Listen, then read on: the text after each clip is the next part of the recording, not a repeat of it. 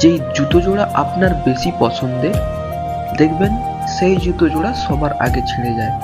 যে জামাটা পরলে আপনাকে খুব সুন্দর মানায়, সেই জামাটা কেন জানি রং লেগে যায়, নয়তো মাংসের ঝোল।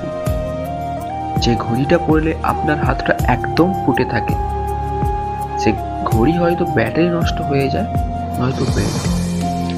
যে মানুষটাকে জীবনে সবচেয়ে বেশি দরকার হয়, সেই মানুষটা হয়তো হারিয়ে যায়, নয়তো থেকেও না থাকার মতো করে থাকে। আসলে সমস্যাটা কোথায় জানেন? সমস্যাটা হলো ওই প্রিয় শব্দটাতে।